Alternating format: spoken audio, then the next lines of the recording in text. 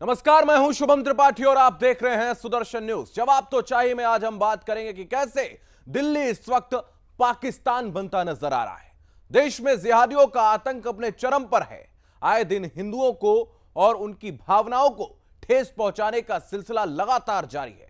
खासतौर से दिल्ली से लगातार ऐसी खबरें हम आपको रोज दिखा रहे हैं। अब दिल्ली के द्वारिका में भी ऐसा ही एक मामला सामने आया है, जहां जिहादी मानसिकता वाले कट्टरपंथियों ने एक मंदिर को निशाना बनाया है। आपको बता दें, दिल्ली के द्वारका स्थित ककरौला गांव में रात को जिहादी तत्वों ने एक साथ कई मंदिरों की मूर्तियों को खंडित कर दिया। इसके विरोध में लोगों ने द्वारका में जोरदार प्रदर्शन किया। ऐसे में सवाल यही है कि इन जिहादियों पर आखिर लगाम कब लगेगी? आखिर कब तक इन जिहादियों पर कार्रवाई नहीं होगी? इसी पर आज हम चर्चा करेंगे। लेकिन इस वक्त मौजूद हूँ मैं दिल्ली की ककरौला गांव है, वहाँ पे मौजूद द्वारका के अंदर ये आता है और सामने आप देख सकते हैं हनुमान जी की एक प्रतिमा है, वो खंडित की गई है। और ये जो मंदिर है, गांव के लोग, जो स्थानीय लोग हैं, उनका ये कहना है बहुत ही प्राचीन, बहुत पुराना मंदिर है और बिल्कुल गांव के एकदम बिल्कुल बाहर ये मंदिर बना हुआ है। कल देर रात ये जो मूर्ति है यहाँ बजरंगबली जी की, उसको यहाँ पे खंडित किया गया और इस मूर्ति को खंडित करने के बाद इस मंदिर को पूरी तरीके से यहाँ खंडित करने की कोशिश करने के बाद बगल में ही ग्राम देवता का एक दूसरा मंदिर है, जो इस ग्राम देवता का मंदिर कहा जाता है, उसको भी यहाँ पे खंडित करने का जो काम है वो किया गया है। ये आप देखें, ये जो दूसरा मंदिर है, यहाँ भी जो मूर्तियाँ लगाई गई थी, इसको भी खंडित करने का जो काम है वो यहाँ पे किया गया। तो आपने देखा कि कैसे मूर्तियों को जिहादियों ने तोड़ा है। ऐसा पहली बार नहीं है जब दिल्ली में सनातन धर्म के पूजा स्थलों पर हमला किया गया हो। इससे पहले भी जिहादी कई बार मंदिर पर तो कई बार सनातनों की भावनाओं पर हमले करते रहे हैं। द्वारका के मंदिर में जब हमला हुआ तो हिंदुओं का गुस्सा फूट पड़ा। लोगों ने जोरदार प्रदर्शन किया और सड़क को जाम कर दिया।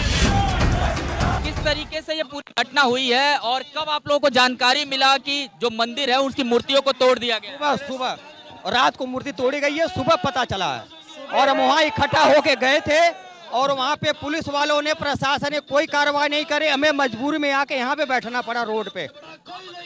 भाई साहब, ये घटना रात्रि की है, जब सुबह स्थानीय माताएं बहनें पूजा के लिए, क्योंकि आज हम सबको पता है हिंदू नववर्ष के साथ ना नवरात्र का पहला दिन है, जब हमारी बहन माताएं वहाँ पूजा के लिए गई तो वहाँ पता चला कि वहाँ पे हनुमान जी की मूर्ति और कुल देवी की मूर्ति, शीतला माता की मूर्ति खंडित हो रखी थी। ककरौला गांव है, ये हिंदुओं का गांव है।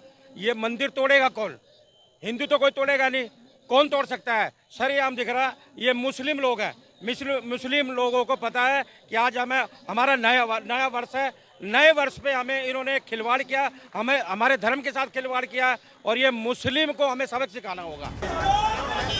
द्वारका में लोग लगातार प्रदर्शन करते रहे। इस दौरान भारी संख्या में पुलिस बलों की तैनाती की गई। इसके बाद भी लोग प्रदर्शन करते रहे। लोग इस दौरान हनुमान चालीसा का पाठ भी कर रहे थे। ऐसे में बड़ा सवाल यही है कि जब देश की राजधानी में मंदिर सुरक्षित नहीं है, तो देश के दूसरे हिस्सों में कैसे सुरक्षित होंगे? इसके साथ ही सबसे बड़ा सवाल ये है कि जिन जिहादियों ने इन 3 मंदिरों पर हमले किए, मूर्तियों को खंडित किया, उन्हें कब गिरफ्तार किया जाएगा? Bureau report, Sudarshan news.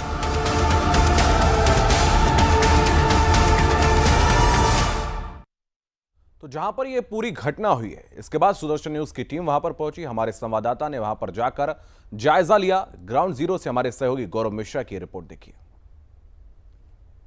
तरीके से तोड़ा गया है, क्योंकि जो पत्थर हैं पूरी तरीके से पत्थरों को तोड़ा गया है और तोड़ने के बाद यहाँ से वो फरार हुए हैं। और आसपास अगर हम देखें तो इस मंदिर परिसर के आसपास में कहीं कोई सीसीटीवी कैमरे या कुछ ऐसे नहीं है जिसके जो जानकारी हासिल की जा सके कि वो कौन से असामाजिक तत्व थे। हालांकि यहाँ पे काफ़ी सारी जो महिलाएं हैं आपको आसपास में दिखाई दे जाएंगी। जो महिलाएं यहाँ पे बैठी हुई हैं, कुछ ग्रामीण जो हैं वो भी यहाँ पे पहुँचे हुए हैं।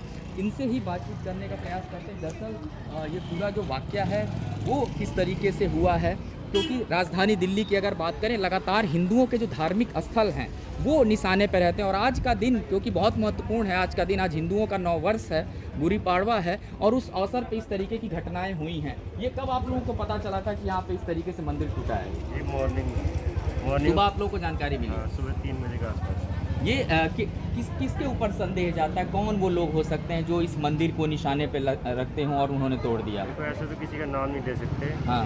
हिंदू तो तोड़ेगा नहीं, बिल्कुल। शराब भी तोड़ेगा नहीं।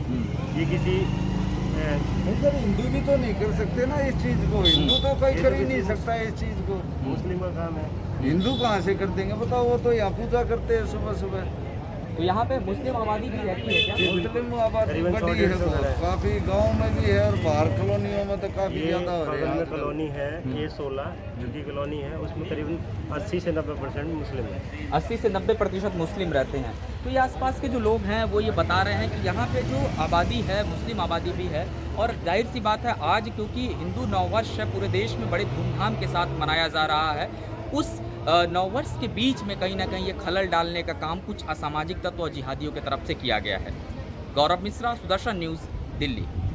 तो इस पूरी रिपोर्ट के जरिए आपने विषय को समझ लिया कि कैसे दिल्ली को पाकिस्तान बनाने की तैयारी ना सिर्फ जारी है बल्कि आधा अधूरा पाकिस्तान दिल्ली बन भी चुका है। हमारे साथ इस वक्त विश्व हिंदू परिषद के प्रवक्ता विनोद बंसल साहब जुड़ रहे हैं, उनके पास चलेंगे। विनोद जी, बहुत स्वागत है आपका सुदर्शन न्यूज पर।